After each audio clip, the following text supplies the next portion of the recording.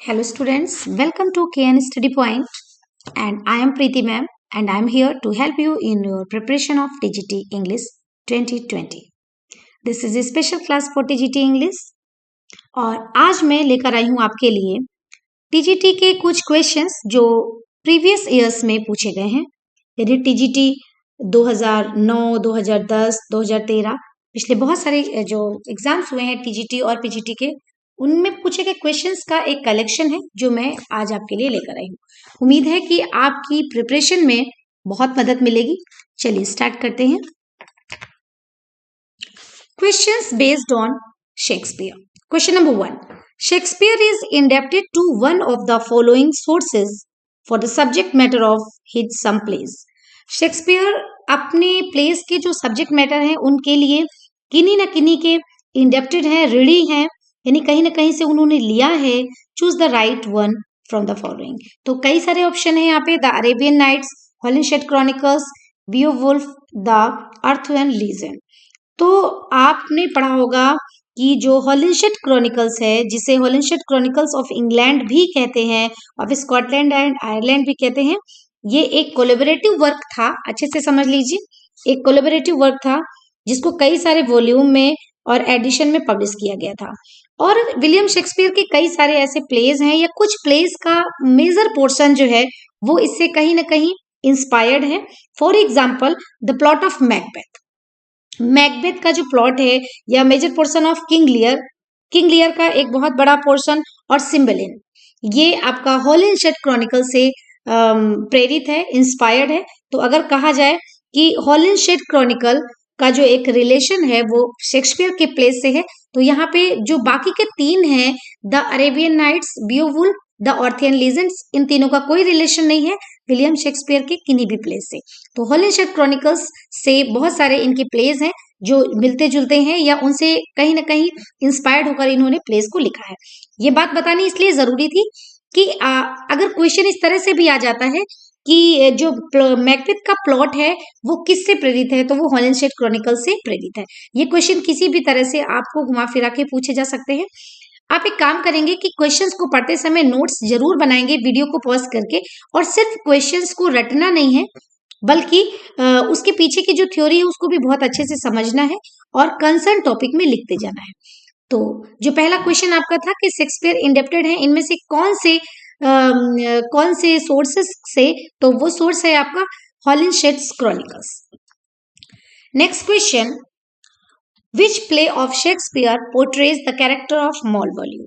आप सबने पढ़ा होगा शायद, कई यूनिवर्सिटी में बीए में सिलेबस में भी चलती है। आपने पढ़ा होगा ट्वेल्थ नाइट। ट्वेल्थ नाइट में शेक्सपियर ने एक कैरेक्टर पोर्ट्रे किया है, वो मालवॉल्यू का है। और आपने पढ़ा होगा कि मालवॉल्यू का कैरेक्टर थोड़ा कॉमिक कैरेक्टर था और वो बहुत ज्यादा एक्सेसिवली एरोगेंट था, बहुत ज्यादा घमंडी भी था और फुल ऑफ सेल्फ प्राइड। उसमें एक चीज मेंशन हुई थी कि वो अपने आप को मतलब वो ये दिखाता था कि उसे बहुत सारे लोग पसंद करते हैं, जबकि वास्तव में उसे कोई भी पसंद नहीं करता था। तो कुछ लोग ऐसे होते हैं। ओवरऑल अगर देखा जाए तो जो मालवॉल्यू है उसमें शेक्सपियर ने ये दिखाने की कोशिश की है कि जो इंडिविजुअल्स होते हैं need to have a balance sense of self awareness. उनमें एक सेल्फ अवेयरनेस होनी चाहिए, बैलेंस सेंस होना चाहिए कि हमें क्या वर्च्यूज हैं, क्या वाइसेस हैं। लेकिन जब व्यक्ति अपने वर्च्यूज और वाइसेस में डिफ्रेंशिएट नहीं कर पाता है, उसे अपने जो अवगुण हैं वो भी गुण नजर आते हैं, तो ऐसे में एक किस तरह का कैरेक्टराइजेशन होता है, किस तरह का एक चरित्र उभर कर सामने आता है, इसको समझाने की कोशिश की है विलियम शेक्सपियर ने ट्वेल्थ नाइट में अपने कैरेक्टर मालवॉल्यू के द्वारा। क्योंकि मालवॉल्यू का जो कैरेक्टर था वो एक्सेसिवली एरोगेंट था, बहुत ज्यादा घमंडी था, बहुत ज्यादा सेल्फ प्राइड था। ठीक है, तो एक ये कॉमेडी प्ले है, आपको पता होना चाहिए कि ट्वेल्थ नाइट एक कॉमेडी प्ले है और लगभग 1601-1602 में इसको लिखा गया था। और इसमें मालवॉल्यू का कैरेक्टर बहुत इंपॉर्टेंट है।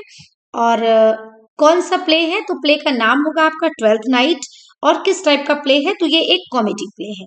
ठीक है, और जो आपका मालवॉल्यू है इसका कैरेक्टर किस तरह का है, तो excessively arrogant and full of self pride. Okay, next question,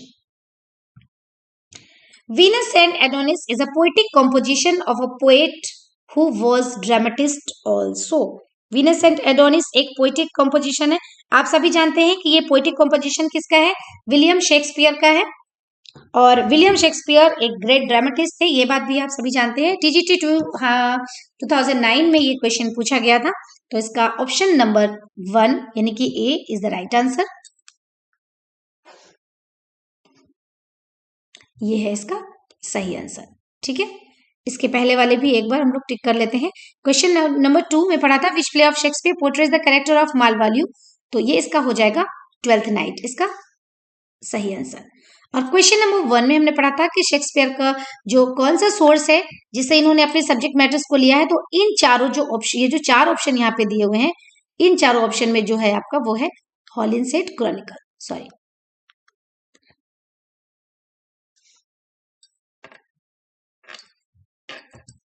हॉलिंसेट Chronicle. ठीक है, ये आपका हो गया। इसके बाद question number 1, question number 2 and question number 3। Now question number 4, in which play do the following lines occur, कौन से प्ले में ये लाइन्स अकर होती हैं? तो सबसे पहले हम इन लाइन्स को पढ़ेंगे, ध्यान से पढ़ेंगे बेटा। Neither a borrower nor a lender be, ना ही बोरोवर बनो ना ही लेंडर बनो। बोरोवर लेंडर आप जानते हैं, बोरोवर जो बोरो करता रहता है, उधार लेता है, और लेंडर जो हमेशा उधार देता है। तो ना ही बोरोवर बनो ना ही लेंडर बनो। ठीक है, for loan of losses both itself and friend, बहुत अच्छी बात लिखी हुई है कि जो लोन होता है, जो उधार होता है, वो अक्सर दोनों को खो देता है। इटसेल्फ को तो खोता ही है, फ्रेंड को भी खो देता है। ठीक है, and borrowing dulls the edge of husbandry, और कहीं ना कहीं जो मैनेजमेंट होता है, जो हारमोनी चल रही होती है, उसको भी खराब कर देता है। ठीक है, तो ये लाइन कब आई थी देखेंगे। हेमलेट आपने पढ़ा होगा, ये जो लाइंस हैं ये फेमस प्ले है विलियम शेक्सपियर का हेमलेट, उसका एक्ट 1 और सीन 3। तो अगर आप चाहें तो इसको भी बहुत अच्छे से समझ सकते हैं। ये आपका हेमलेट तो आपने समझ ही लिया। ठीक, तो इसका जो है एक्ट 1 और सीन 3, नोट्स बनाते समय इसको जरूर आप नोट करेंगे। एक्ट 1 एंड सीन 3 में ये बोला गया है। और this lines were spoken by Polonius, Polonius ने ये लाइंस बोली थी, जो कि अपने बेटे लार्टिस को एक एडवाइस दे रहा होता है। एडवाइस देते समय ये बोलता है। तो ये लाइन आपको ये पता होना चाहिए कि किसके द्वारा स्पोकन है, ये पोलोनियस के द्वारा स्पोकन है, और कौन से प्ले में है, ये हेमलेट में है, और कौन सा सीन और एक्ट है, एक्ट 1 सीन 3 है। तो अगर आप इसको पढ़ते समय ये जो 3-4 चीजें हैं, इनको ध्यान से समझते हुए नोट्स बना लेंगे, और नेक्स्ट टाइम जब आप घूम के इन पॉइंट्स पे आएंगे, तो किसी भी तरह से क्वेश्चन आए, आप कभी भी मात नहीं खाएंगे, आप बहुत अच्छे से क्वेश्चन सॉल्व करेंगे। ठीक है, तो neither a borrower nor a lender भी, ये बात किसने बोली थी? पोलोनियस ने बोली थी। किससे बोली थी? अपने बेटे से बोली थी, उसको एक एडवाइस देते समय। और ये किसका कैरेक्टर है? हेमलेट का। और कौन से एक्ट और कौन से सीन में था? तो this was spoken by Polonius in act 1 scene 3।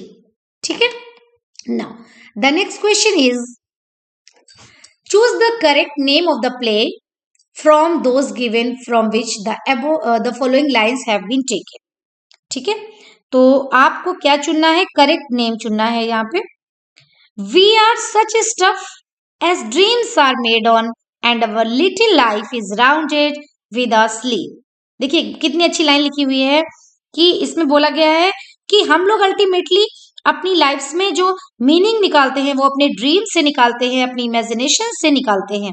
एक कोट है जिसमें बताया गया वी आर सच स्टफ, हम एक ऐसे स्टफ हैं as dreams are made on, जिसपे ड्रीम्स बनते जाते हैं, और हमारी जो छोटी सी लाइफ है, हमारी जो लिटिल लाइफ है, वो उसी जो स्लीप है ना, उसके ही round and round and round and round घूमती रहती है। हम लोग अपने ड्रीम्स, अपने सपने, अपनी कल्पनाओं, अपनी इमेजिनेशंस में जीते रहते हैं, उनसे ही हम मीनिंग निकालते रहते हैं। ये कब कहा गया था भाई? शेक्सपियर का एक फेमस प्ले है द टेम्पेस्ट। तो इसमें द टेम्पेस्ट तो आप लिख ही लेंगे, लेकिन इसके साथ ही साथ आप ये भी नोट करेंगे यहाँ पे कि ये कौन से एक्ट और कौन से सीन में कहा गया है। तो द टेम्पेस्ट जब आप पढ़ेंगे तो उसमें पढ़ेंगे एक्ट 4 सीन 1। ठीक है, आप पढ़ेंगे एक्ट 4 सीन 1। इसको बहुत इंपॉर्टेंटली आपको नोट करना है एक्ट 4 सीन 1, क्योंकि आपके क्वेश्चंस केवल नेम ऑफ द प्लेस से नहीं आते हैं, बल्कि जो आपका एक्ट और सीन है उससे भी रिलेट करके क्वेश्चंस पूछे जाते हैं। तो अच्छे से समझ लीजिए और उस कोट का मीनिंग भी समझ लीजिए, क्योंकि मोस्ट प्रोबेबली कोट को उसकी मीनिंग से जोड़कर भी क्वेश्चंस आ सकते हैं। सेम क्वेश्चन लिखा होगा ऊपर, स्टेटमेंट तो सेम होगा, we are such stuff as dreams are made on and our little life is rounded with sleep. तो आप इस जो इसको वो किस तरह से आइडेंटिफाई कर रहे हैं अपने आप से, या कोई भी ह्यूमन बीइंग जब इसको पढ़ता है तो उसको किस तरह से आइडेंटिफाई कर रहा है, या विलियम शेक्सपियर ने इस लाइन, इस कोट के माध्यम से क्या बताने की कोशिश की गई है सारे ह्यूमंस के लिए। तो क्या बताया गया है, this quote tell us that we ultimately derive meaning. ये कोट बताता है कि हम अल्टीमेटली एक अर्थ निकाल देते हैं from our lives, from our dreams, from our imaginations. Sleep का मतलब हमारी ड्रीम्स या इमेजिनेशन से है। ठीक है, नेक्स्ट क्वेश्चन, शेक्सपियर। आपने शेक्सपियर के बारे में बहुत सारी चीजें पढ़ी हैं, कम से कम बेसिक तो आपने पढ़ा ही है। तो पहली जो ऑप्शन है आपका, पहला ऑप्शन है was a great scholar of Latin. Latin के ग्रेट स्कॉलर थे। Knew a lot in Greek, Greek में बहुत ज्यादा जानते थे। Had a great command over English, या knew little Latin and less Greek. तो आपने इनके बारे में जब आप इनका फैमिली बैकग्राउंड और इनकी एजुकेशन के बारे में पढ़ रहे होते हैं तो आपने जरूर एक लाइन पढ़ी होगी, small Latin and less Greek, ये आपने पढ़ा होगा। और ये किसके वर्ड्स थे, बेन जॉनसन के वर्ड थे। अच्छी तरह से याद करेंगे कि ये जो बात कही थी वो किसने कही थी, बेन जॉनसन ने। तो पहले तो आप ये समझ लीजिए कि शेक्सपियर के बारे में इनमें से कौन सी बात है वो करेक्ट है। तो वो बात कौन सी करेक्ट है भाई, वो बात करेक्ट है आपकी new little Latin and less Greek. और अब ये समझेंगे कि ये किसके वर्ड्स है, ये वर्ड्स है बेटा बेन जॉनसन के। ठीक है, बेन जॉनसन, बेन जॉनसन के वर्ड्स हैं। और बेन जॉनसन ने अपनी कौन सी पोएम में लिखा था, बेन जॉनसन ने लिखा था to the memory of my beloved.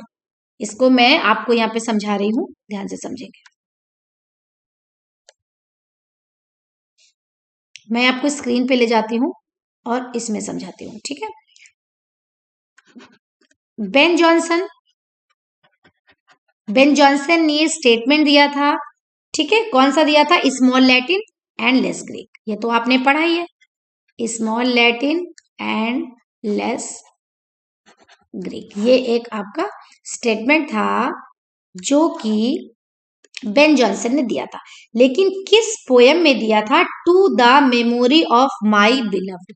इसको आप याद कर लेंगे, किस में दिया था, इन मिस में, किस में दिया था, to the memory of my, sorry,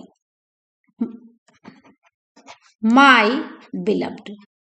ठीक है, अगर इतना डिटेल में क्वेश्चन नहीं भी पूछा गया to the memory of my beloved, तो फिर भी क्वेश्चन इस तरह से आ सकता है कि to the memory of my beloved किसकी लिखी हुई है, तो पहले नंबर पे बेन जॉनसन की लिखी हुई है। और ये क्वेश्चन इसलिए भी इंपॉर्टेंट है क्योंकि जो बेन जॉनसन थे वो विलियम शेक्सपियर के कॉन्टेम्पोरेरी थे। ठीक है, और हम किसी एक को जब पढ़ते हैं तो उनके जो कंटेम्प्रेरी हैं उनको भी हमें पढ़ना बहुत जरूरी हो जाता है, थोड़ा सा उनके बारे में भी सीखना होता है। ठीक है, तो इस बात को आप अच्छे से समझ लीजिए कि हमको कैसे करना है भाई। हम लोग वापस आते हैं, लिटिल बेन जॉनसन, इसको मैंने रफ किया। तो Shakespeare new little Latin and less Greek, तो ये इनका जो ऑप्शन था ये तो इतना ही था। लेकिन किसने कहा था, ये बेन जॉनसन ने कहा था। और अपनी कौन सी पोएम में कहा था, उस पोएम का नाम भी आपको अच्छी तरह से लर्न करना था, to the memory of my beloved. Next question, which of the following plays does not belong to the group of the four great tragedies of Shakespeare. इनमें से कौन सा जो प्ले है, ये जो कई सारे प्लेज यानी कि 4 प्लेज यहाँ पे लिखे हुए हैं, इनमें से कौन सा प्ले है जो बिलोंग नहीं करता है 4 ग्रेट ट्रेजेडीज ऑफ शेक्सपियर से। तो आप सबने पढ़ी थी कि 4 ग्रेट ट्रेजेडीज कौन कौन सी थी, पहले आपको पता होना चाहिए कि वो 4 ग्रेट ट्रेजेडीज कौन थी। पहली बात तो आप समझ लीजिए कि जो इनमें से एक है वो ट्रेजेडी ही नहीं है, तो 4 ग्रेट ट्रेजेडीज में कैसे आ जाएगी। ठीक है, वैसे आपने पढ़ा था King Lear, Macbeth, Othello, Hamlet, ये 4 आपकी 4 ग्रेट ट्रेजेडीज में है। और ट्वेल्थ नाइट चूंकि ट्रेजेडी ही नहीं है, so this is the right answer here. Okay, twelfth night, क्योंकि ट्वेल्थ नाइट एक कॉमेडी प्ले है। ट्वेल्थ नाइट की खास बात आप ये याद करेंगे कि ये जो सेट हुई थी वो इलीरिया में सेट हुई थी, ठीक है, इलीरिया।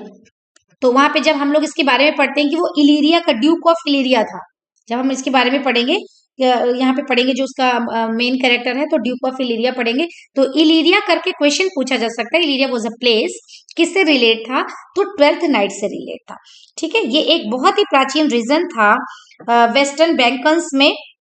बस इतना ही आपको इसमें तैयार करना है कि ट्वेल्थ नाइट जो है वो 4 ग्रेट ट्रेजेडीज से बिलोंग नहीं करती, because it is a comedy play and it was set in Illyria. Illyria इलीरिया को बहुत अच्छे से आपको तैयार करना है, ठीक है। नेक्स्ट क्वेश्चन, और ये क्वेश्चन 2009 के टीजीटी में पूछा गया क्वेश्चन है। नेक्स्ट क्वेश्चन है, Shakespeare's play Hamlet is influenced by. जो शेक्सपियर का जो प्ले हैमलेट है वो किसके द्वारा इन्फ्लुएंस है, तो किड से, KYD किड। इस क्वेश्चन को आपके लिए क्वेश्चन नया होगा, आप इसको बहुत अच्छे से तैयार करेंगे। Kid,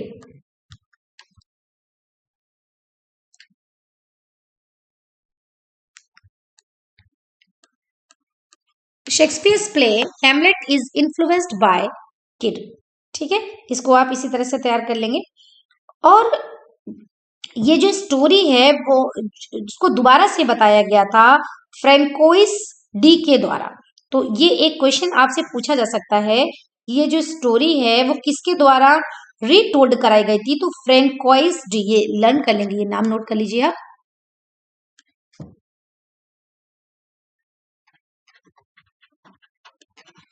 François D बेलेफॉरेस्ट, sorry,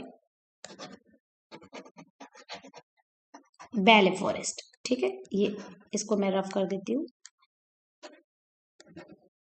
D है यहाँ पे, डी, ठीक है। फ्रेंकोइस डी बेलेफॉरेस्ट जो थे उनके द्वारा ये स्टोरी रीटोल्ड की गई थी। तो जब आप इसे रिलेटेड नोट्स बनाएंगे तो इस पॉइंट को जरूर से जरूर अपनी कॉपी में नोट डाउन करेंगे, ठीक है। Next question, the name of Prospero's daughter in the Tempest. तो अगर आपने स्टोरी बहुत अच्छे से पढ़ी है तो आपको बहुत अच्छे से पता होगा कि जो टेम्पेस्ट में प्रॉस्पेरो है उसकी बेटी का नाम क्या है, तो उसका नाम था मिरांडा। मिरांडा प्रॉस्पेरो की बेटी है और टेम्पेस्ट का की प्रिंसिपल कैरेक्टर है, यानी कि जो जिसको हम प्रोटोगोनिस्ट भी बोल सकते हैं, यानी कि मेन कैरेक्टर है। और एक बात और है कि she is the only female character to appear on the stage. पूरे प्ले में जो स्टेज पे अपेयर होती हैं वो एक ओनली फीमेल कैरेक्टर है, ठीक है। इसके अलावा 3 और फीमेल कैरेक्टर हैं जिनको मेंशन किया गया है प्ले में, लेकिन वो किसी भी टाइम स्टेज पे अपेयर नहीं होती है। तो एक क्वेश्चन ये भी हो सकता है कि टेम्पेस्ट में कौन सी एक ओनली फीमेल कैरेक्टर कौन है। तो पहली बात तो एक फीमेल कैरेक्टर आप सभी को पता होगा टेम्पेस्ट में मिरांडा है, और जब ओनली कैरेक्टर की बात आएगी तो सिर्फ और सिर्फ मिरांडा ही है, ठीक है। तो इसको आप ऐसे याद कर लेंगे कि मिरांडा प्रॉस्पेरो की बेटी है, द टेम्पेस्ट की जो लीडिंग कैरेक्टर है और द ओनली फीमेल कैरेक्टर है, ठीक है। और इसके बारे में थोड़ा बहुत आप अगर आप, वैसे एक बात है कि आप सारे प्लेस के बारे में जो एक छोटी छोटी सी बातें हैं, बहुत इंपॉर्टेंट सी बातें, वो आपको पता होनी चाहिए, बहुत ज्यादा डिटेल में ना भी जाए, but facts, you should know the facts. She was banish to the island along with her father. उसको उसके पिता के साथ एक बैनिशमेंट दे दिया गया था, देश निकाला दे दिया गया था, जब वो 3 इयर्स की थी, नहीं बहुत छोटी थी। And in the subsequent 12 years she lived with her father and their slave. और बाद में वो अपने फादर और अपने स्लेव के साथ में रही थी। कैलिबन, कैलिबन उनका स्लेव था एज हर ओनली कंपनी। वो सिर्फ किसको जानती थी, अपने पिता के सिवाय अगर किसी को जानती थी तो सिर्फ कैलिबन को जानती थी। तो अभी कैलिबन से रिलेटेड क्वेश्चन भी बहुत सारे बन सकते हैं और इनको हम लोग डिस्कस करेंगे जब हम लोग टेम्पेस्ट के बारे में थोड़ा डिटेल में पढ़ेंगे, ठीक है। तो फिलहाल मिरांडा के बारे में हमको इतना जानना है कि प्रॉस्पेरो की बेटी है, डॉटर है, और the only female character that appears on the stage. हालांकि इसके अलावा 3 और फीमेल कैरेक्टर हैं इस प्ले में, लेकिन वो कभी भी प्ले में अपेयर नहीं होती है। Is that clear? Now the next question is the dominating passion of Macbeth. आपने एक चीज समझी होगी, और अगर नहीं समझी है तो समझिए कि विलियम शेक्सपियर के प्लेज जितने भी होते हैं, और स्पेशली जो ट्रेजेडीज हैं, उनका एक जो डोमिनेंट नोट है वो क्या है, वो था कैरेक्टर इज डेस्टिनी। आपने पढ़ा होगा, कैरेक्टर इज डेस्टिनी का मतलब हो गया कि कैरेक्टर ही व्यक्ति की डेस्टिनी को डिसाइड करता है या उसे डिटरमाइन करता है। तो यहाँ पे जितनी भी, अगर आप मैकबेथ पढ़ेंगे तो भी कुछ ना कोई एक ऐसा पैशन होगा, डोमिनेटिंग पैशन होगा, जो जो लीडिंग कैरेक्टर है उसको उसके अंत तक ले जाता है। और इसी प्रकार से जब आप मैकबेथ पढ़ते हैं या किंग लियर पढ़ते हैं या और दूसरी कोई ट्रेजेडी पढ़ते हैं, तो सारी ट्रेजेडीज में कुछ ना कुछ एक ऐसा डोमिनेटिंग पैशन होता है जो हीरो के अंदर होता है, और इसे हीरो भी कह सकते हैं, विलन तो नहीं कह सकते, बट वो गुड एंड एविल का एक कॉम्बिनेशन होता है। तो मैकबेथ में जो डोमिनेटिंग पैशन था वो क्या था, वो था एम्बिशन। क्योंकि मैकबेथ ओवर एम्बिशियस था, मैकबेथ के अंदर एम्बिशन इतना ज्यादा छाया हुआ था कि मैकबेथ अंधा हो गया था अपने महत्वाकांक्षाओं के आगे। उसको कुछ नहीं दिखता था, उसको सिर्फ ये दिखता था कि मेरी महत्वाकांक्षा है, मुझे राजा बनना है, मुझे राजा बनना है, मुझे ओनली राजा बनना है, उसके सिवाय उसे कुछ भी समझ में नहीं आता था। ठीक है, तो आपने स्टार्टिंग में जब मैकबेथ पढ़ी होगी तो स्टार्टिंग का जो सीन था वो आपको याद होगा कि युद्ध से ये वापस लौट रहे होते हैं, और वहां पे इनको 3 विचेस मिलती हैं, वो आपस में बात कर रही होती हैं।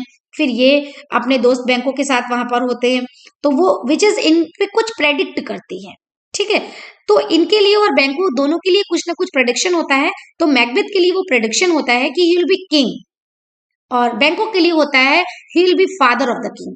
यानी जो बैंको था वो विचेस की प्रेडिक्शन के अकॉर्डिंग देखा जाए तो राजाओं का पिता बनेगा, यानी वो राजा नहीं बनेगा, बट मैकबेथ जो था वो राजा बनेगा। तो अब अंतर ये हो जाता है कि दोनों लोग ने एक साथ वो प्रेडिक्शन सुनी, लेकिन मैकबेथ पर इस बात का बहुत ज्यादा असर हो जाता है और बैंको इस बात को लाइटली लेता है। ठीक है, मैकबेथ पे उसका एम्बिशन इस कदर हावी हो जाता है कि वो सही गलत में अंतर नहीं कर पाता है। उसे बस ये रहता है कि मुझे कैसे भी राजा बनना है, विचेस ने बोला है बनना है तो अब मुझे बनना है। ठीक है, और कोई भी चीज अगर डोमिनेट करती है, और खास तौर पे अगर कोई निगेटिव चीज डोमिनेट करने लगती है, तो उसका अंत बुरा ही होता है। तो यही होता है मैकबेथ के साथ में कि उसका डोमिनेटिंग पैशन जो था, एम्बिशन, महत्वाकांक्षा, वो उसको उसके अंत तक ले जाती है, क्योंकि उसने अपने इस एम्बिशन के लिए किंग डंकन का मर्डर तक किया। और केवल किंग डंकन का मर्डर ही नहीं किया, बल्कि किंग डंकन के मर्डर से तो सिर्फ उसने मर्डर की शुरुआत की थी। इसके अलावा आप धीरे धीरे प्लेस में जब प्ले में आगे बढ़ेंगे तो देखेंगे न जाने कितने मर्डर होते जाते हैं, कितना खून खराबा होता है। लास्ट में मैकबेथ स्वयं भी नहीं बचता है, उसकी फैमिली भी नहीं बचती है, लेकिन जो इसके पीछे एक जो रूट था, जो रूट पैशन था, जो डोमिनेट कर रहा था, that was only ambition. Now the next question is, in twelfth night Olivia is over head and years in love with. देखिए एक बात और अच्छे से समझ लीजिए कि इसमें एक फ्रेज आया है, इसको समझ लीजिए क्योंकि ग्रामर के क्वेश्चन में भी आ सकता है। ओवर हेड एंड ईयर्स, इसका मतलब होता है एक्सेसिवली। एक्सेस होता है एक्सेसिवली, यानी कि बहुत ज्यादा। एक्सेसिवली का मतलब हो गया बहुत ही ज्यादा। तो क्या था, ट्वेल्थ नाइट में Olivia is over head and years in love with, यानी बहुत ज्यादा लव कर रही थी, किससे, Malvolio, Duke Orsino, the clown, या वोयला डिस्गाइज्ड एज सिजेरियो। तो जो ओलिविया थी वो किससे लव करती थी, वो वोयला से लव करती थी, जो सिजेरियो बन करके रह रहा था वहां पे। ठीक है, वोयला क्या थी, वोयला एक वोयला सिजेरियो बन के रह रही थी। हालांकि वोयला एक यंग गर्ल थी, लेकिन वो वहां पे बॉय बन के रह रही थी, क्योंकि वो अपनी आइडेंटिटी को हाइड कर रही थी। उसे लग रहा था कि अगर वो गर्ल बन के रहेगी तो शायद यहाँ पे इतना सेफ नहीं, इसलिए वो बॉय बन के वहां पे रहती थी। और वोयला एक यंग गर्ल थी वास्तव में। जब ओलिविया इस बात को डिस्कवर कर लेती है कि उसने एक्चुअल में मैरिज की किससे की है, यंग सेबेस्टियन से की है, तो जो वायला का ट्विन है, तो वो अपने लव को उसके ऊपर से ट्रांसफर कर देती है। ठीक है, बहुत सारे अप्स एंड डाउन्स होते हैं जब आप कॉमेडी को पढ़ेंगे। ये कॉमेडी प्ले है ट्वेल्थ नाइट, मैंने पहले भी आपको बताया, बहुत सारे अप्स एंड डाउन्स आते हैं इसमें। लेकिन जो इसमें इस क्वेश्चन से रिलेटेड जो बहुत महत्वपूर्ण बात है वो ये है कि ओलिविया बहुत ज्यादा लव करती है वॉयला को, और वॉयला अपनी आइडेंटिटी को हाइड करती है और सिजेरियो बन के रहती है। Cesario was a male, not male but he was hiding his identity. वो मेल नहीं था, वो वोइला ही थी, लेकिन वो सिजेरियो बन के यानी मेल बन करके वो रह रही थी ताकि वो थोड़ा सा अपने आप को सेफ महसूस कर सके। ठीक है, next question. Sherlock is a character. Sherlock एक कैरेक्टर है इन, शैलॉक किसमें कैरेक्टर है? इस समय तो आपका 12th में द मर्चेंट ऑफ वेनिस चलती है, कक्षा 12 में, तो आपने पढ़ी भी होगी और बहुत सारे बच्चों ने इसको पढ़ा होगा। द मर्चेंट ऑफ वेनिस बहुत ही फेमस आपका कैरेक्टर है इसका शैलॉक, सभी लोग जानते हैं बहुत अच्छी तरह से। शैलॉक एक फिक्शनल कैरेक्टर है और शैलॉक क्या था? एक जूइश मनी लेंडर था। ठीक है जो कि उसकी जो डिफीट होती है, उसका जो कन्वर्सेशन होता है क्रिश्चियनिटी को, वो इस प्ले स्टोरी के क्लाइमेक्स को बनाता है। ठीक है, नेक्स्ट क्वेश्चन। तो इसका आंसर आप याद कर लेंगे, Shylock is a character in the merchant of Venice. Venice का एक मर्चेंट था। Next question. Shakespeare has mostly used in his plays. बहुत इंपॉर्टेंट क्वेश्चन है क्योंकि ये न केवल कैरेक्टर से बल्कि आपके फॉर्म से भी रिलेट करता है। शेक्सपियर ने मोस्टली क्या यूज किया था अपने प्लेज में? तो ब्लैंक वर्ड्स यूज किया था। बहुत अच्छे से सभी बच्चे इसको लर्न कर ले, ब्लैंक वर्ड्स यूज किया था। ठीक है, अब कुछ इस ब्लैंक वर्ड्स के बारे में हम थोड़ा सा समझेंगे कि ब्लैंक वर्ड्स, पहली चीज तो जो ब्लैंक वर्ड्स है वो अनराइम्ड होती है। हम लोगों ने पहले भी इस चीज को पढ़ा था कि अगर राइम है ही नहीं, वो अलग चीज होती है कि अनराइम्ड है।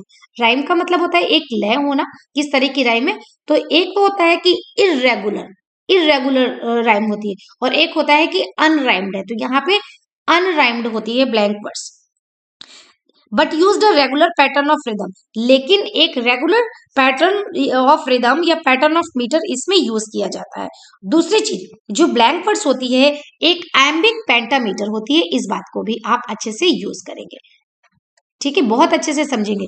एक आयम्बिक पेंटामीटर है, आयम्बिक पेंटामीटर। तो पहली चीज तो आपने ये पढ़ी कि अनराइम्ड है ब्लैंक वर्ड्स, दूसरा एम्बिक पेंटामीटर है। इस चीज को भी आप अच्छे से कर लेंगे। और पेंटामीटर क्या होता है भाई? जिसमें 5 पोएटिक फीट होती हैं, वो एम्बिक पेंटामीटर होता है। ठीक है, नेक्स्ट क्वेश्चन। शेक्सपियर क्या है? तो एक पहला है, एक रेनेसां प्ले राइट है, या एक रेस्टोरेशन प्ले राइट है, या 20th सेंचुरी प्ले राइट है, या फिर एक क्लासिकल प्ले राइट है। ठीक है, तो आपने इनके बारे में पढ़ा है। ये एक रेनेसां प्ले राइट है। Option number 1 is the right option. ठीक है, शेक्सपियर एक रेनेसां प्ले राइट है। Who said it? अब फिर एक स्टेटमेंट आया है। देखिए, ये सारे क्वेश्चंस आपके इसके पहले जो टीजीटी एग्जाम्स हुए हैं उनमें पूछे गए क्वेश्चंस हैं। This are very important questions. यहाँ पर मैंने मेंशन भी किया है कौन सा क्वेश्चन किस एग्जाम में किस बार पूछा गया। तो 2009 का क्वेश्चन है ये। How poor are they that have not patience? कितने पुअर हैं, बेचारे हैं वो जिनके पास पेशेंस नहीं है। What wound did ever heal but by degrees? तो इस ये पूछा गया कि कौन कहता है। तो सबसे पहले तो हम कैरेक्टर्स के नाम को पढ़ेंगे। देखिए, लिखा हुआ है ओथेलो, इयागो, कैसियो, डेसिडेमोना। तो ये चारों के चारों कैरेक्टर एक ही प्ले के हैं, और वो प्ले कौन सा है? वो प्ले है आपका ओथेलो। ठीक है, तो इतना तो श्योर है कि ओथेलो की लाइन से। तो पहले तो आप ये समझ लीजिए कि ओथेलो की लाइन से, ओथेलो का मतलब यहाँ पे आप नंबर 1 ओथेलो को टिक नहीं कर देंगे। यहाँ पे ओथेलो एक कैरेक्टर है, कैसियो एक कैरेक्टर है, इयागो, बेटा ये इयागो यहाँ पे जी है, यहाँ पे ये गलत हो गया है। ठीक है, इयागो होता है IAGO, IAGO। ठीक, ये इयागो एक कैरेक्टर है, गलत टाइप हो गया यहाँ पे। और डेसिडेमोना, ये आपका जो ओथेलो से प्यार करती थी। ये 4 कैरेक्टर है। तो ये लाइन किसने कही थी? ये इयागो के द्वारा कही गई थी, यानी option number C is the right option. ठीक है, इयागो जो कि ओथेलो से जेलसी रखता था, और ये जो है वो इसका नाम इयागो है, और ये लंगड़ा था, यानी कि इसके पैर खराब थे।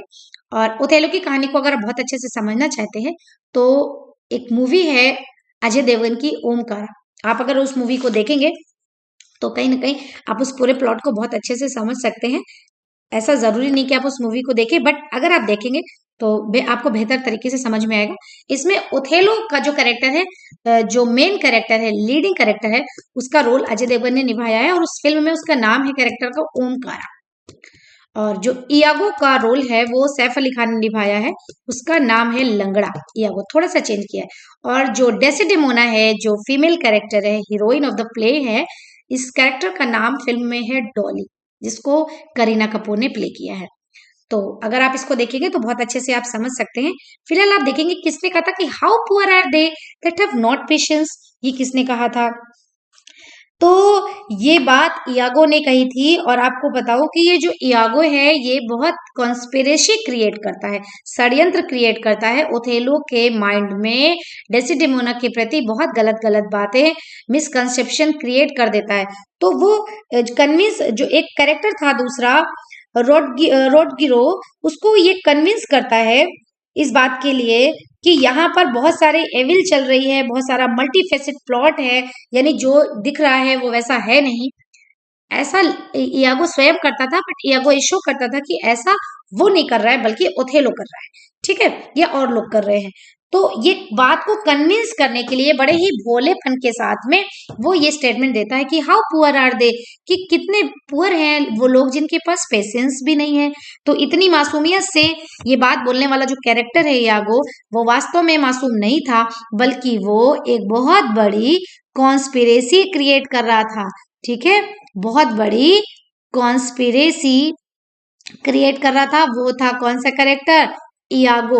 और इयागो जो है वो निगेटिव कैरेक्टर है, यानी निगेटिव शेड लिए हुए है, और उसके द्वारा ही ये स्टेटमेंट दिया गया था, ठीक है। अब एक सबसे इंपॉर्टेंट बात इसमें ये है कि आपको याद रखना है कि ये जो स्टेटमेंट है वो कौन से एक्ट और सीन में दिया गया था। तो एक्ट 2 सीन 3 याद रखेंगे, ठीक है। यहाँ पे आप लिखेंगे एक्ट 2 और सीन 3 याद रखेंगे। आप जितने भी आप ये स्टेटमेंट पढ़ रहे हैं उनके एक्ट और उनके सीन आप जरूर नोट करेंगे। नेक्स्ट क्वेश्चन है, शेक्सपियर रोड, शेक्सपियर ने कितने सोनेट्स लिखे थे? वेरी सिंपल क्वेश्चन है, सभी जानते हैं 154 सोनेट्स, ठीक है। तो ये इनके जो 154 सोनेट्स है ये सभी लोग जानते हैं, और इनको पोस्ट्यूमसली पब्लिश किया गया था 1609 में। अच्छी तरह से ये भी आप याद कर लेंगे, ठीक है। ये 154 तो आपने याद ही कर लिया होगा, सबको पता है, लेकिन 1609 में ये पोस्ट्यूमसली पब्लिश हुए थे। अब पोस्ट्यूमसली क्या होता है भाई? पोस्ट्यूमसली मतलब होता है आफ्टर डेथ, ठीक है। इंग्लिश लैंग्वेज में वन वर्ड सब्सटीट्यूशन में बहुत ज्यादा पूछा जाने वाला वर्ड है पोस्ट्यूमस। पोस्ट्यूमस का मीनिंग होता है आफ्टर डेथ। मैं आपको अभी क्लियर कर रही हूं इस क्वेश्चन को, इस पूरे को। चलिए स्क्रीन पे आते हैं, अब वर्ड देखते हैं हम लोग, पोस्ट्यूमस, ठीक है। इसका जो बेसिक मीनिंग है वो क्या है? After death. तो इसके 3 मीनिंग होते हैं। पहली बात तो एक ऐसी बुक, कैसी book? The book that is published after the death of its author, जो अपने ऑथर के मरने के बाद पब्लिश होती है, तो वो पोस्ट्यूमसली पब्लिश हुई। दूसरा, कोई ऐसा चाइल्ड, यानी कोई ऐसा बच्चा who is born after the death of his father, जो अपने फादर की डेथ के बाद जन्म लेता है बच्चा, वो। और नंबर 3, कोई एक ऐसा अवार्ड जो किसी पर्सन को दिया जाता है उसकी डेथ के बाद, यानी कि the book which is published after the death of its author, and the second is the child who is born after the death of his father, and the award which is given to a person after his death. तो तीनों में basic चीज हो गई after death. तो कोई भी चीज अगर पोस्ट्यूमसली हो रही है तो इसका मतलब है कि उसका जो मास्टर है, उसका जो ओनर है, उसका जो फादर है, उसका जो पेरेंट है, उसकी डेथ के बाद में। तो यहाँ पे हम कैसे यहाँ पे सेंस लगाएंगे कि जो शेक्सपियर ने 154 सोनेट्स लिखे थे वो कैसे वो पब्लिश हुए थे? तो हमने पढ़ा कि वो पोस्ट्यूमसली पब्लिश हुए थे। तो पोस्ट्यूमसली पब्लिश का यहाँ पे मतलब आपको समझ में आ गया कि विलियम शेक्सपियर की डेथ के बाद वो पब्लिश हुए थे, ठीक है। एक ये बहुत इंपॉर्टेंट चीज है। अच्छा, दूसरी इंपॉर्टेंट चीज ये है कि जब इन्होंने 154 लिखे थे उनमें से 1 से लेकर के 126 तक, यानी 1 to 126 फेयर यूथ को इन्होंने क्या बोलते हैं, डेडिकेट किए थे। किसे डेडिकेट किए? तो एक फेयर यूथ को किए थे, और इसके बाद बाकी जो थे वो डार्क लेडी को किए थे। तो जब हम सोनेट्स पढ़ेंगे, शेक्सपियरियन सोनेट पढ़ेंगे, तो ये फैक्ट भी आपको नोट करना बहुत जरूरी बन जाता है। ठीक है, next question. Cordelia came to help her father because, अभी हम लोगों ने किंग लियर पढ़ा था कुछ ही दिनों पहले, आपको याद होगा क्योंकि आपने रिसेंट पढ़ा है। Cordelia came to help her father, Cordelia अपने फादर की हेल्प के लिए आई। क्यों आई? बिकॉज देखिए, he had given her the lion share of his kingdom, उसे लॉयन शेयर मिला था। तो लॉयन शेयर क्या होता है? ये किसी लॉयन का शेयर नहीं होता है, ये एक फ्रेज है, इसका मीनिंग होता है द बिगेस्ट शेयर। याद करेंगे, लॉयन शेयर का मतलब होता है द बिगेस्ट शेयर। तो क्या उसे किंगडम का बिगेस्ट शेयर मिला था? नो, बिगेस्ट उसको तो शेयर मिला ही नहीं था। ठीक है, तो ये आपका ये ए वाला तो रॉन्ग हो गया। He had deprived her of her share in the kingdom, वो उनको जो है अपने शेयर से वंचित रखा था, यानी he had deprived her of her share in the kingdom, इसलिए क्योंकि उसको शेयर नहीं मिला था इसलिए वो उनसे प्यार करने आई थी। ये भी रीजन नहीं, उसके प्यार के पीछे उसकी जो संपत्ति थी उसका कोई रोल नहीं था। तीसरा है out of her genuine love for him, अपने जेन्युइन लव के लिए, and this is the right answer. She hated her Elder sister, ये भी गलत है क्योंकि वो एक अच्छी लड़की थी, नेक दिल लड़की थी, वो किसी से हेट नहीं करती थी। तो Cordelia came to help her father, simple answer है out of her genuine love, because she loved so much to her father, वो अपने पिता को बहुत ज्यादा प्यार करती थी। ठीक है, तो ये भी एक फिक्शनल कैरेक्टर है, और ये जिससे लिया गया है, किससे लिया गया बेटा? ये किंग लियर से, और ये एक ट्रेजिक प्ले है। ठीक है, next question. Ben Johnson's name is associated with, बहुत इंपॉर्टेंट क्वेश्चन है ये। बेन जॉनसन का नाम जब भी मैं आएगा, मैंने आपको बताया था क्योंकि ये विलियम शेक्सपियर के कंटेम्प्रेरी थे, तो ये आपके एग्जाम्स में बहुत ज्यादा पूछे जाते हैं।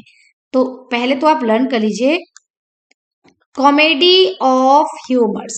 ठीक है, कॉमेडी ऑफ ह्यूमर्स, ये बेन जॉनसन का नाम कॉमेडी ऑफ ह्यूमर से रिलेट किया जाता है, और ये एक ड्रामेटिक जेनर है, एक टाइप ऑफ ड्रामा है जिसको क्लोजली एसोसिएट किया जाता है बेन जॉनसन से। ठीक है, तो इसको बहुत अच्छी तरह से आप लर्न कर लेंगे। नेक्स्ट क्वेश्चन है, who has been termed as motiveless malignity. Motiveless malignity किसमें थी भाई? मैकबेथ, ओथेलो, इयागो या पोलोनियस। इसमें 3 है जिनमें कोई मोटिव नहीं था, है ना, मोटिवलेस मैलिग्निटी थी। तो आप इसको पहले, इसका आंसर पढ़ने से पहले आप इसकी चीज को समझो।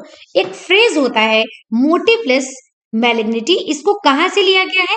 एसटी कॉलरिज ने लिखा था कॉपी ऑफ शेक्सपियर में, जब वो प्रिपेयर कर रहे थे अपने लेक्चर्स, तो उसमें उन्होंने इस वर्ड को यूज किया था। अक्सर पूछा जा सकता है इस वर्ड का यूज सबसे पहले किसने किया था? तो एसटी कॉलरिज ने किया था। ठीक है, और ये जो फ्रेज है ये कहाँ पे यूज होता है? इसको जो इयागो के बारे में कहा गया है, एक्ट 1 जब खत्म होता है और सीन 3, नोट करिए, एक्ट 1 सीन 3, ठीक, इसका जब एंड हो रहा होता है, यानी एक्ट 1 सीन 3 जब शुरू होता है, तो जब ये इसका एंड होता है, उसमें ओथेलो, जिसमें इयागो लीव ले रहे होते हैं वहां से और बोलते हैं गो टू फेयरवेल, उस समय की बात होती है। तो इसमें मोटिवलेस मैलिग्निटी का वर्ड का यूज हुआ है, जो कि किसके लिए यूज किया गया है? इयागो के लिए यूज किया गया है। Next question, Caliban. कैलिबन क्या है? हम लोगों ने पढ़ा था, एक अभी पढ़ा था हमने कैलिबन के बारे में, कि जो मिरांडा थी, जो the only female character of the play है, जो वैसे only female character of the play तो नहीं बोलना चाहिए, बट ये बोल सकते हैं कि the only female character that present that appears on the stage, तो मिरांडा। तो मिरांडा जब उसको बैनिसमेंट उसके पिता को मिल जाता है और she was of 3 years old, तो उसने सिर्फ 2 लोगों को देखा था, एस्केप्ट हिज फादर, उसने एक ही व्यक्ति को देखा था, वो था कैलिबन। तो वही कैलिबन है। तो कैलिबन के बारे में यहाँ पे बोला गया, पहला कि is the hero of the play the Tempest, कि टेम्पेस्ट का हीरो है। तो जो टेम्पेस्ट का हीरो तो कैलिबन नहीं हो सकता। दूसरा है married Prospero's daughter in the Tempest, की टेम्पेस्ट में जो प्रॉस्पेरो की बेटी थी मिरांडा, उससे इन्होंने शादी कर ली थी। और तीसरा लिखा है killed Prospero in the Tempest, Tempest में प्रॉस्पेरो का मर्डर कर देता है। और चौथा is the villain in the Tempest. ठीक है, तो यहाँ पे सही आंसर जो है वो है वो विलेन था, यानी option number D is the right option. Hero नहीं है बल्कि कैलिबन क्या है, विलेन है। ठीक, तो देखो भाई, Caliban is one of the famous character of Shakespeare's play the Tempest. अब जो द टेम्पेस्ट है वो एक कैसी कहानी, एक रेवेंज की कहानी है, रोमांस की कहानी है, और स्पेशली मैजिक की कहानी है। मैजिक आप याद रखेंगे, और चीजों में मैजिक का यूज नहीं किया गया है, लेकिन जब मैजिक की भी बात आएगी और रिवेंज की भी बात आएगी, मैजिक और रिवेंज दोनों की बात आएगी, तो आप समझ जाएंगे कि यहाँ पे बात हो रही है किसकी, द टेम्पेस्ट की बात हो रही है, द टेम्पेस्ट की। इसमें जो कैरेक्टर कैलिबन है वो उसको कैसा डिस्क्राइब किया गया है, एक प्रकार का जंगली जैसा होता है। और किसका बेटा था, वो एक चुड़ैल यानी विच का बेटा था, जिसका नाम था साइकोरेक्स। इसको आप नोट करेंगे कॉपी में, देखिए मैं आपको नोट करा रही हूं। चलिए अब इसको नोट करेंगे।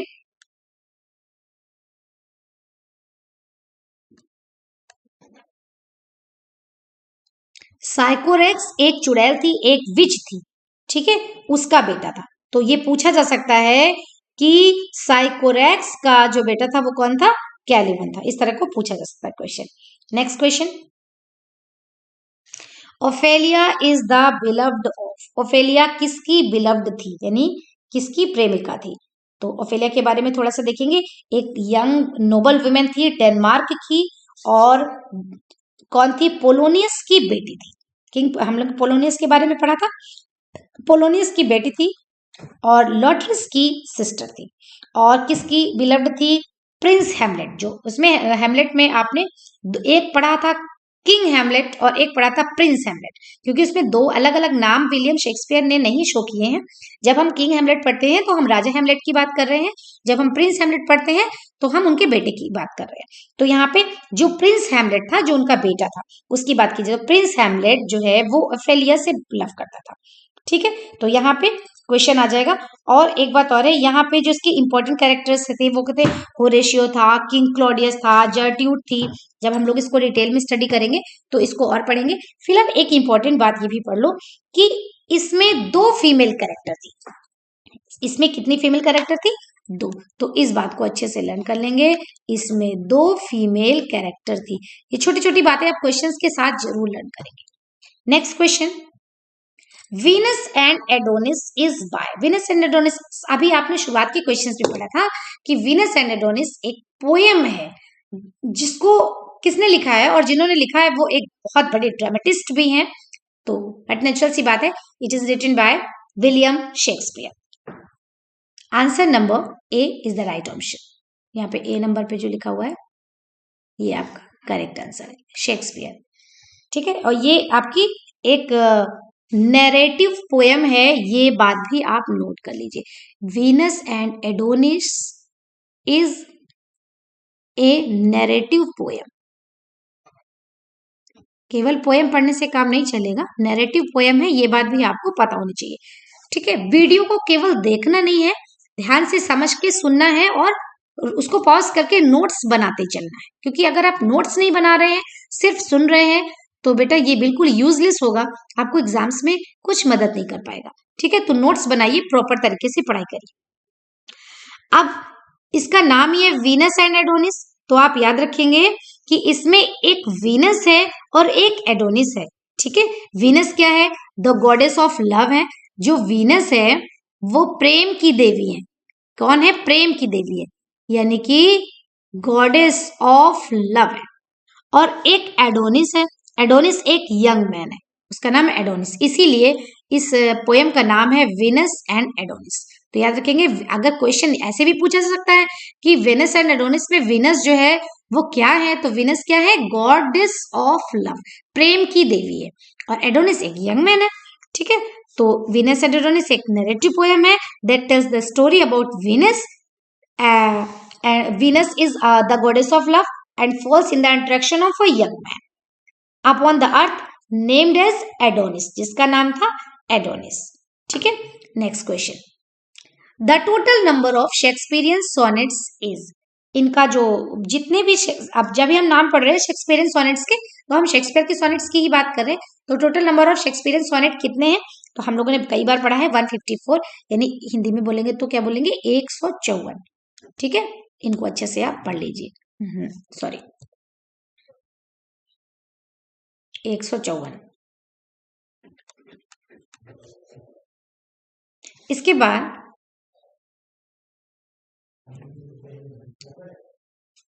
Who among the following was born first of all? इनमें से कौन सबसे पहले बॉर्न हुआ था? इसका मतलब है जो सबसे पुराना है उनमें, हमें उनकी बात करनी है. तो सभी जानते हैं शेक्सपियर, मिल्टन, गैल्सवर्दी और विलियम वर्ड्सवर्थ. इन चारों में आपका जो विलियम शेक्सपियर है, ये इनका 1564 में जन्म हुआ था. तो सबसे पुराने यही हो गए, क्योंकि बाकी जो आपके मिल्टन है 1608 में आए थे, विलियम वर्ड्सवर्थ 1770 में आए थे, और जॉन गैल्सवर्दी उसके भी बाद 1867 में आए थे. ठीक है, तो 1564 में आपके विलियम शेक्सपियर आए थे सबसे पुराने. इसलिए यहाँ पे सही आंसर क्या हो जाएगा? सही आंसर हो जाएगा विलियम शेक्सपियर. ठीक है ना. This is the last question. The language used by Shakespeare in his dramas for the most part is. यानी जो लैंग्वेज विलियम शेक्सपियर ने अपने ड्रामास पे यूज की है, उसका जो मतलब मोस्ट ऑफ द पार्ट है वो क्या है? तो उसका मोस्ट ऑफ पार्ट क्या है? ब्लैंक वर्ड्स है. इसको हम लोगों ने पहले भी पढ़ रखा है कि विलियम शेक्सपियर ने ब्लैंक वर्ड्स का बहुत ज्यादा यूज किया है. ठीक है, तो इसको आप अच्छी तरह से समझ लेंगे कि इन्होंने ब्लैंक वर्ड्स का यूज कैसे क्या किया है भाई. In most of the plays of William Shakespeare we find rhymed words और ब्लैंक वर्ड्स, ये दोनों पाए जाते हैं. तो इन्होंने ब्लैंक वर्ड्स का यूज सबसे ज्यादा किया है, और इनको ये वेल नोन है, he is well known for using blank words. Blank words को यूज करने के लिए ये बहुत ज्यादा जाने जाते हैं, बहुत ज्यादा फेमस है ये. Some of his character most famous speeches set themselves apart not only because of their content but also their use of blank words. बहुत सारी इनकी जो फेमस स्पीच हैं, जो कंटेंट है, उनमें ब्लैंक वर्ड्स का यूज किया गया है. अच्छा, और ब्लैंक वर्ड्स की जब हम बात करेंगे तो उसमें हमें याद रहना चाहिए आयम्बिक पेंटामीटर. मैंने पहले भी अभी एक बार मेंशन किया था आपको, आयम्बिक पेंटामीटर. जब आयम्बिक पेंटामीटर की बात करेंगे तो इसमें 5 सेट्स होते हैं आयम्बिक की. टोटल 10 सिलेबल्स होते हैं. 5 सेट्स का मतलब क्या हो गया? 2-2 के सेट्स होते हैं, 1 2 3 4 5. ठीक है, तो ये टोटल तो 10 हो जाते हैं, लेकिन ये सेट होते हैं, यानी कि एक में 2, एक में 2, एक में 2, एक में 2 और एक में 2, इस तरह से टोटल गिने जाए तो आपके 10 हो जाते हैं. और वैसे 5 सेट्स ऑफ आयम्स होते हैं. तो आपको बेसिक याद रखना है कि जो ब्लैंक वर्ड्स है आपका, वो क्या है? एक अनराइम्ड वर्ड्स है, दूसरा जिसको आयम्बिक पेंटामीटर में लिखा जाता है. ठीक है, ये क्वेश्चन टीजीटी 2009 में पूछा गया क्वेश्चन है. बेसिकली जितने भी क्वेश्चंस आपने आज पढ़े वो सारे के सारे ऐसे क्वेश्चंस का कलेक्शन है जो इसके पहले के एग्जाम्स में पूछे गए हैं. आई होप को कि आपको ये क्लास अच्छी लगी होगी और आपको अपनी प्रिपरेशन में बहुत मदद मिलने वाली है, ऐसा मुझे लग रहा है. आप लोग अपने कमेंट करके मुझे जरूर बताएं कि आपको क्लास कैसी लगी. और हाँ, अगर आपके कोई सुझाव है, कोई आपकी एडवाइस है या कुछ भी है, तो प्लीज आप मुझे जरूर बताएं. Thank you.